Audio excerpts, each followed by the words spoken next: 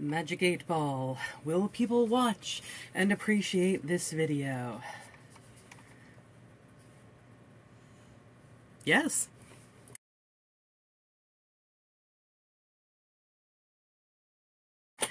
I hope you do, guys. I have been feeling rather nostalgic lately, and this thing, I have had it since I was 16.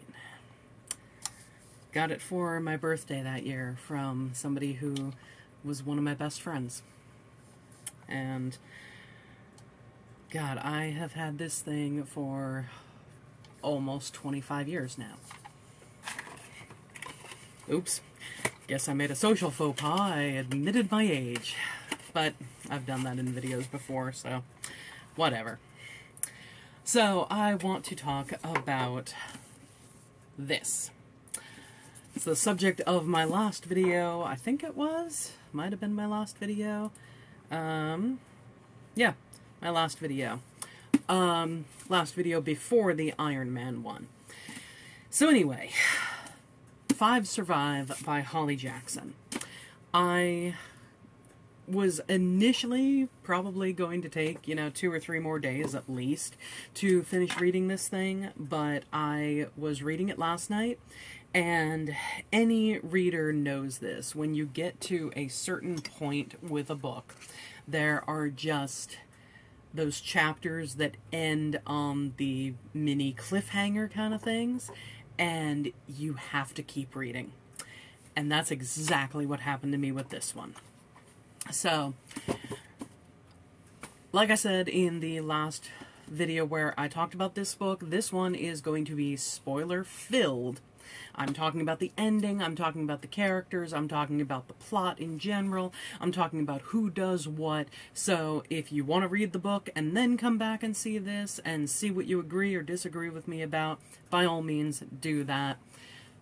But otherwise, if you're going to continue watching the video and you haven't read this book, or you are only partway through it, or whatever it is, don't complain to me because you're hearing spoilers, because I'm giving you the warning. So, this book has 6 teen to early 20s characters in an RV traveling from Philadelphia down to the Gulf Coast, I think it is. What does it say on the map?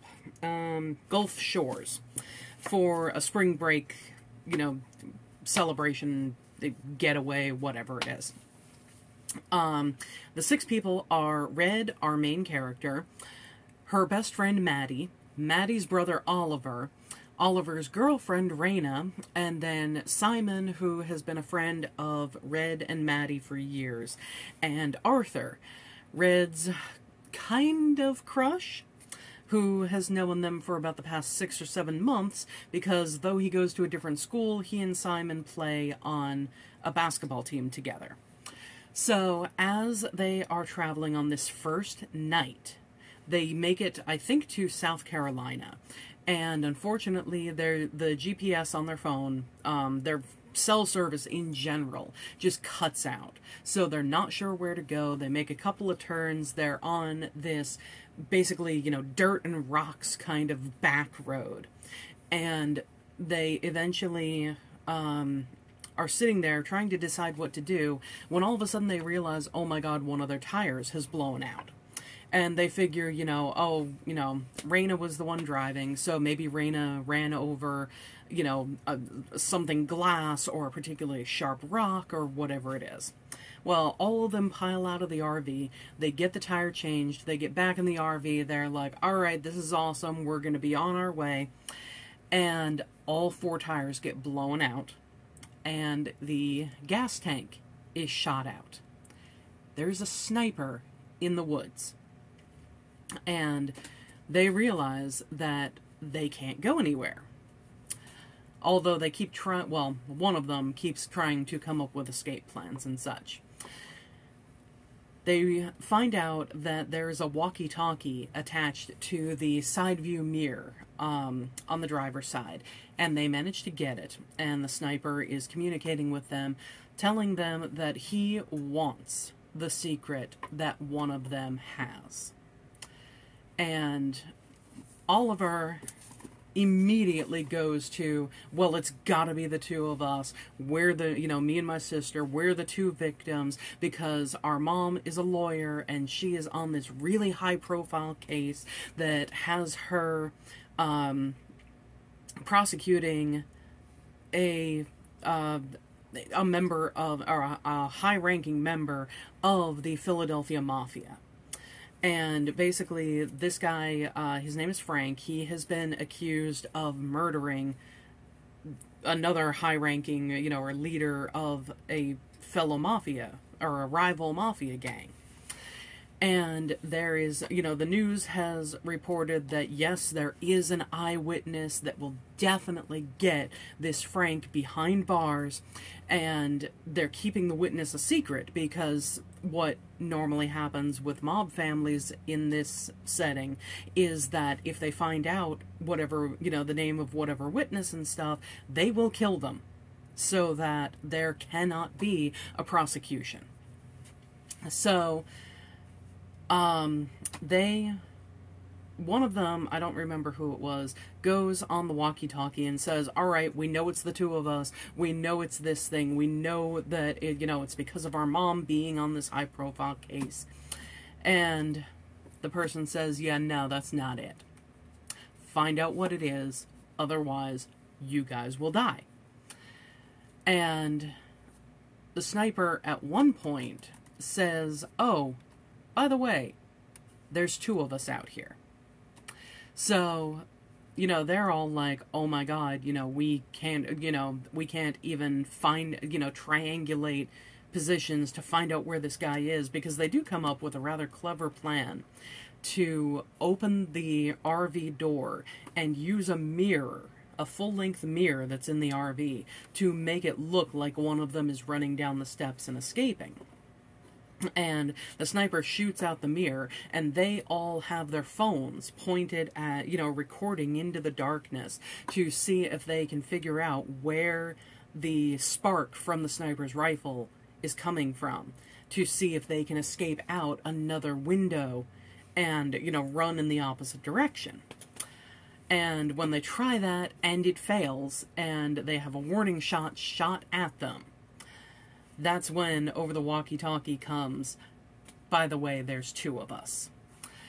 So, Oliver is, I'm going to talk characters for a little while. Oliver is a jackass in this book. I love how he was written, but, oh my god, it is basically... It's like a masterclass in toxic masculinity, because he is somebody who, if he doesn't have the idea, then it's not worth listening to. If he isn't the one who is the, he just declares himself the leader at the beginning of this, and barely listens to anybody else as far as ideas, as far as, hey, maybe we shouldn't do this kind of thing.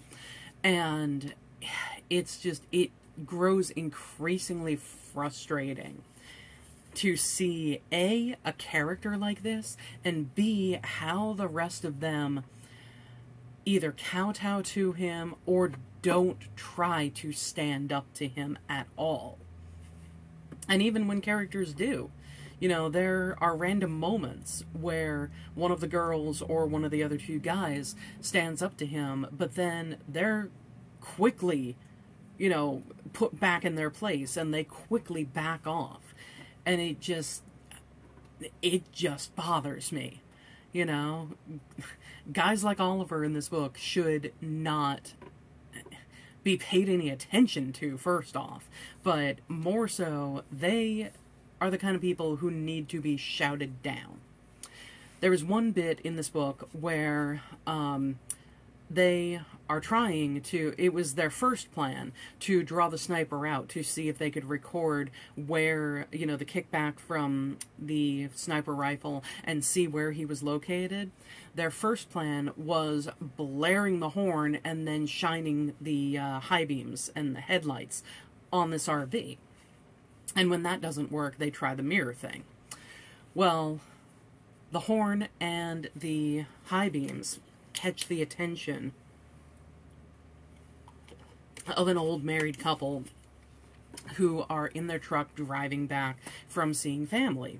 And they come up to the RV, and the sniper on the walkie-talkie says, "Send them away. Get them out of here. Do not tell them anything, or they will die." And so, the couple spends some time talking to the people in there, and are you sure you don't need help? We could drive you back to our place. You could call for somebody, whatever. And Oliver decides, he's back in the inner part of the RV as opposed to by the door. And he decides, you know what, I'm going to write a note that says, "Call the police. We're being trapped here. There's a sniper in the woods." And he's like, and he's all like, "Oh no, this will work. This will be a great idea. I'll shake his hand. I'll pass it to him. He'll have the sniper will have no idea." All this stuff. Despite the protests from the other characters, he decides to go ahead with it. And what do you know? He shakes the guy's hand, passes the note, the guy sees it, and then he's like, "Okay, goodbye." And he and his wife start walking towards their pickup truck, and they both get shot in the head by the sniper. And of course, Oliver takes no responsibility. He's like, "Oh, it's not my fault. There's no way the sniper could have seen that, blah, blah, blah." And he gets increasingly paranoid and just over the top as the novel goes on. And when it gets to the end, Red has realized that she's the one who has the secret. You see, she is the eyewitness. But that's not all there is to it. She tells the rest of the group that she's the eyewitness and explains to them how she was walking back from, this one Staples getting school supplies or something like that. And, everything that she saw, that she heard the gunshots, that she saw Frank walking away, that she knew it had to be him when she saw the news the next day, that she talked to Catherine Lavoie, who is Oliver and Maddie's mom, and also the lawyer on this case, and how Catherine says, "Okay, well, you know what? You're the eyewitness. I will protect you, but we have to practice what you're going to say at the trial and everything, so she doesn't get flustered or whatever it is by cross-examination." And Oliver flips out more because he's like, "No, there's no way, whatever kind of things." Well, a little bit more time goes on because the parts in this novel are separated by hours. It starts at 10 p.m., does a few chapters, 11 p.m., does a few chapters, and so on. So, a bit later, Maddie realizes, wait a minute, maybe they want what is deeper than the whole eyewitness thing. So she is about to tell the other 5, "Hey, this is what's really going on with the whole trial thing," when the walkie-talkie that she has been flipping through the channels of to see if there is anyone else who might be using a walkie-talkie that would, their signals would cross or whatever, so that she could call for help. Well, she actually manages to find one. And she calls for help. She says, "We're on such and such road. We're stuck. There's a sniper in the woods." And she's about to say something else. Or I think she's in the middle of saying, "Send police," or whatever it is, when Arthur smashes his hand down on the walkie-talkie, breaking it. And, yeah, there wasn't a second sniper in the woods. But there was a second partner with the sniper in the woods, and that was Arthur. He explains how he is Frank's son, and they wanted to know, they already knew the eyewitness, that Red was the eyewitness.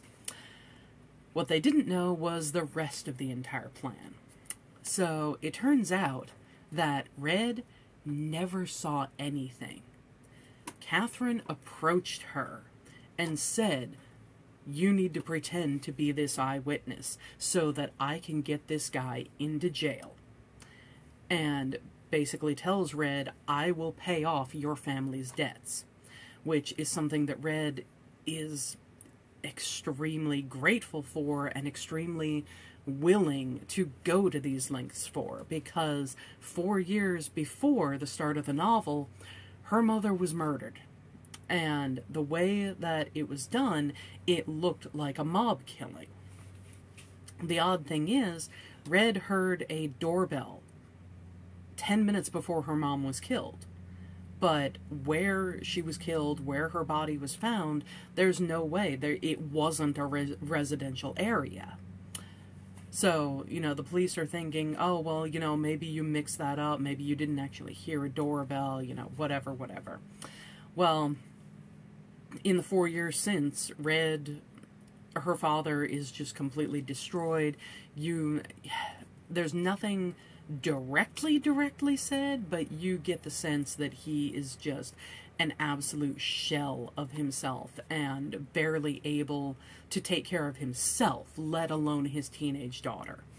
So, you know, having her debts paid off, being able to use some of the money to get her father into some kind of grief counseling, some kind of treatment, you know, mental health betterment, which, as we all know in America, is not cheap, would be life-changing for her.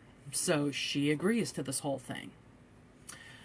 Well, Arthur tells them that they also found out, the main reason that they found out is that they have a mole in the DA's office.